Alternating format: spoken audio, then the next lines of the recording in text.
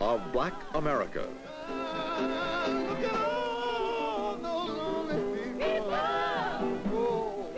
Body and soul.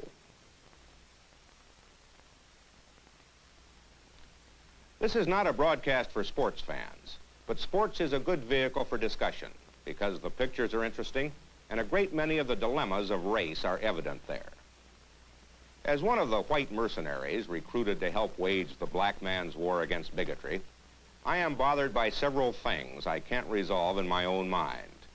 Presumably a lot of you, black and white, are in the same boat. On the theory that everything in the world would be all right if everyone knew and understood the truth, we are going to try and lay out some of the issues.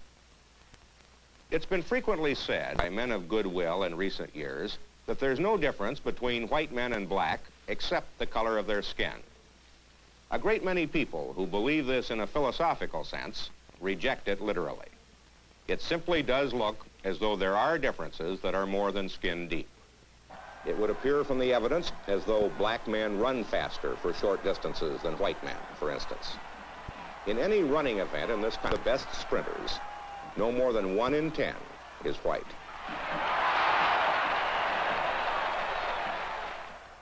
Of 60 American Olympic medal winners since 1932, at distances of 400 meters or less, 31 of them have been black.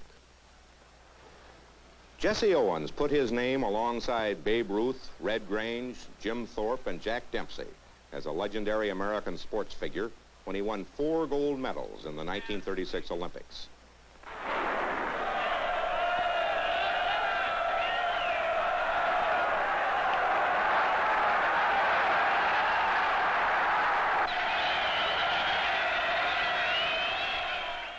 There is some anthropological evidence that at least some of this black excellence can be accounted for by a difference in bone and muscle structure. Most social scientists avoid this explanation because once they admit one difference, they have opened a big bag. At distances of a half mile and more, there are fewer Negroes running than there are white men in the sprints. 107 men have run the mile in 4 minutes or less 320 times. Only one of them was black, and no American Negro has ever done it. Again, there is apparently some evidence of a general tendency in Negroes to have a smaller lung capacity than whites. If this were true, it would account for their inability to run long distances. Offhand, it would not seem like reason enough to make them sit in the back of the bus.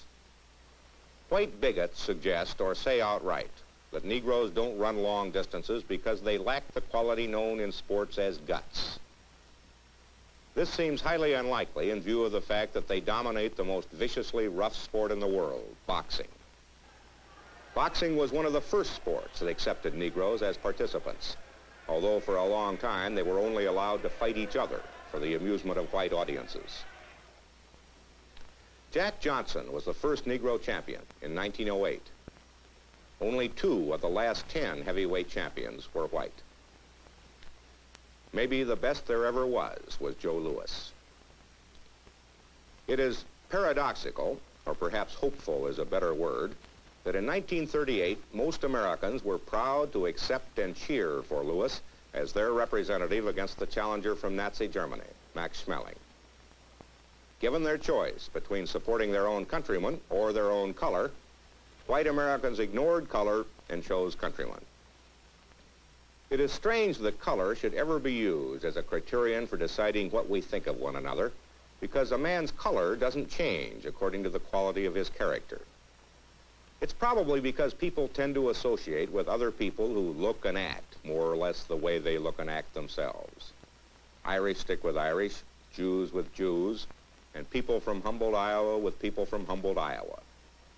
It is apparently a deep-rooted need we all have for maintaining contact with some point of origin.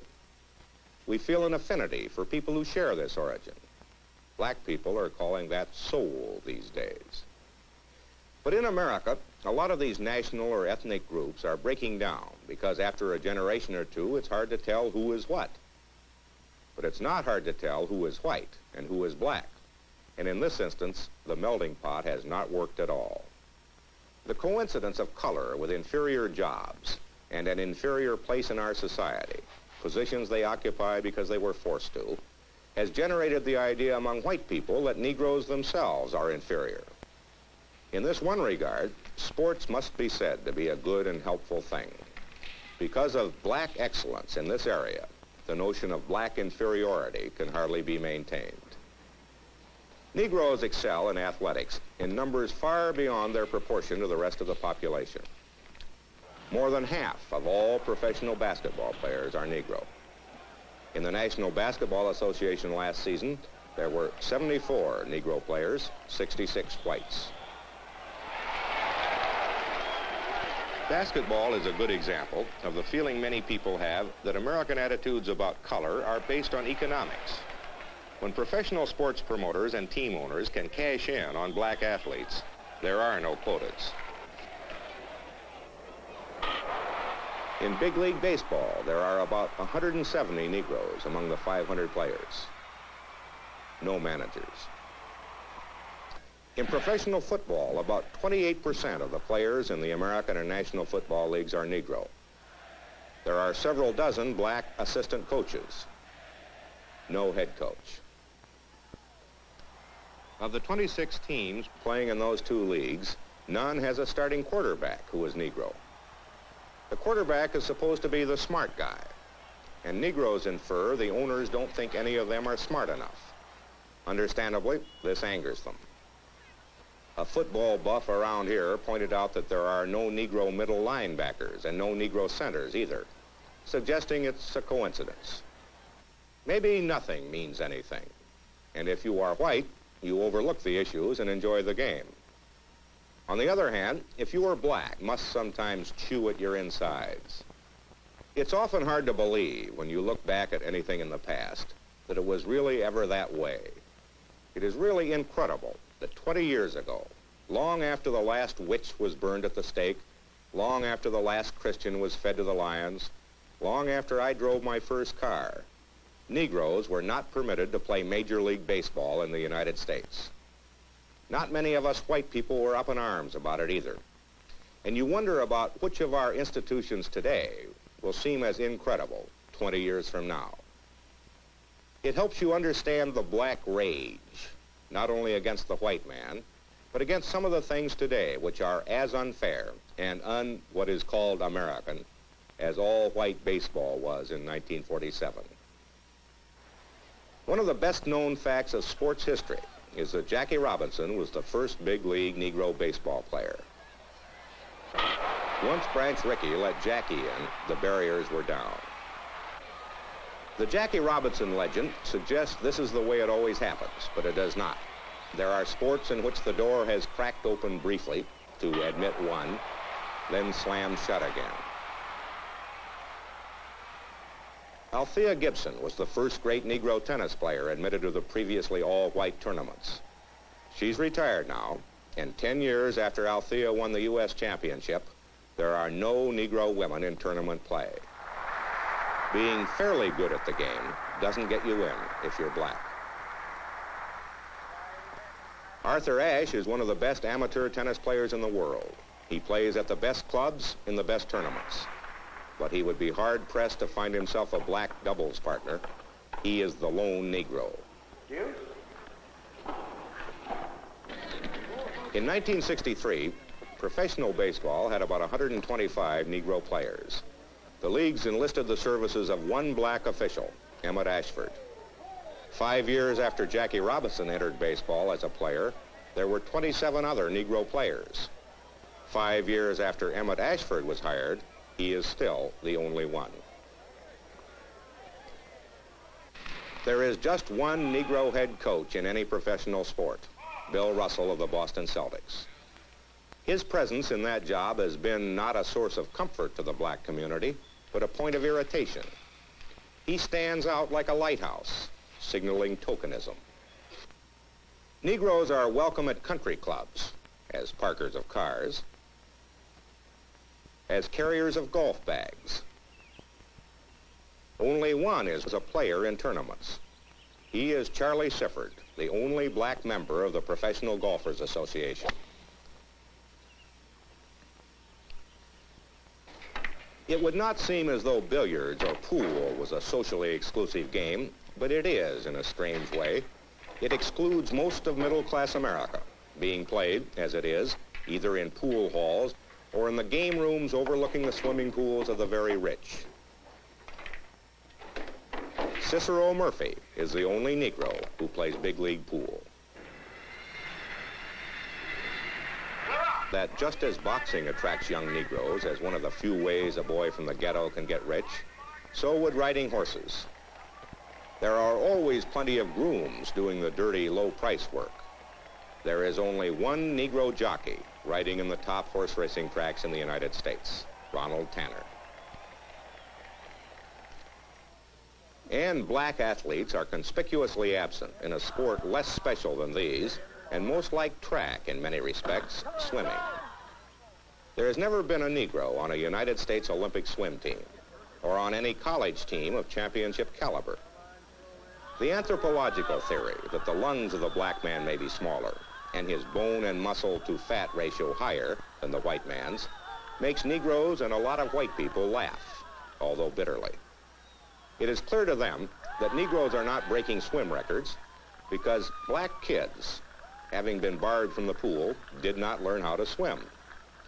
The question arouses such violent emotions in any conversation on the subject that one, this one anyway, hesitates to suggest that it's quite possible both elements enter in. The black or Negro athlete has recently become a valuable friend to the politician, and any political figure in this country is pleased to be associated with them in picture or story. The active support of some leading black athletes is a political necessity. For the past 30 years, many Americans have been congratulating themselves on the integrating force of athletics, where white and black compete side by side. It has recently been brought to the surprised attention of many white people that they are happier about some aspects of the sports scene than black people.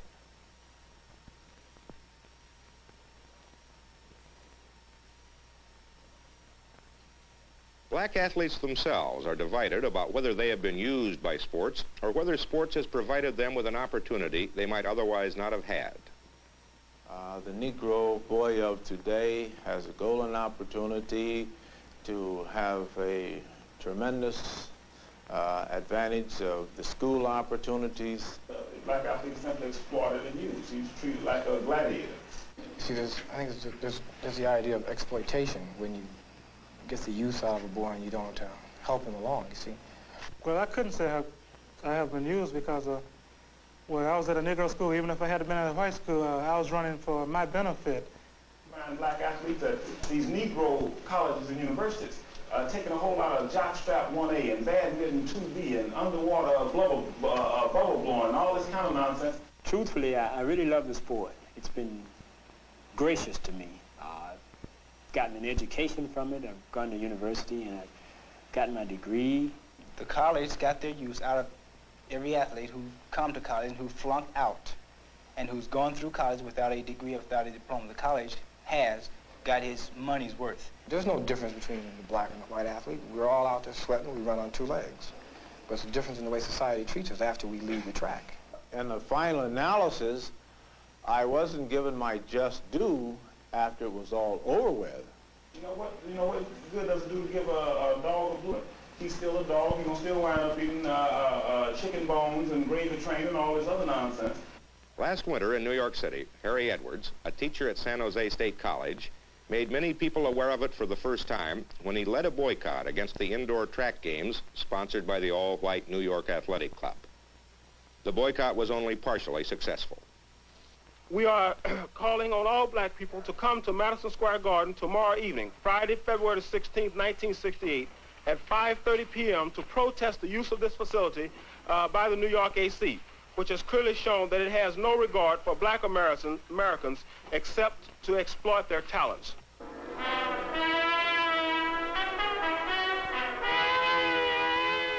The avowed intention of the International Olympic Committee is to gather together the world's best athletes for a contest of individual skill. It is not a team competition. The emphasis on the individual was maintained until 1936, when the games were held in Berlin. Hitler and the spirit of Nazi Germany changed the tone.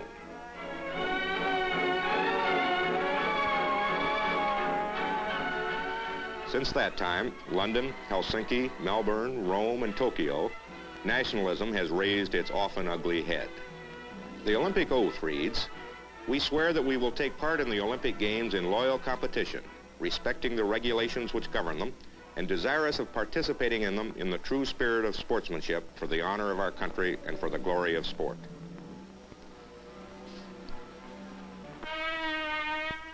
The black track athletes in the United States who are potential members of the Olympic team are being asked by Harry Edwards to support a boycott, the exact nature of which he is keeping secret. After some very deep discussions amongst all the brothers concerning the 200 million problems that we face in this country as black people, the decision concerning the Olympic Games and the participation of black people has been that we will not let you in on the decision. At the recent Olympic trials at the Coliseum in Los Angeles, CBS News talked to Harry Edwards and some of the world's best athletes about the boycott. People in this country have to begin to recognize that black people are human beings also, and that they're determined to be treated as such. And one of the things that I'm attempting to do at this point is to bring this point across by whatever means is necessary. And I think one of those means that are necessary right now is the Olympic boycott movement and the whole revolt of the black athlete in this country.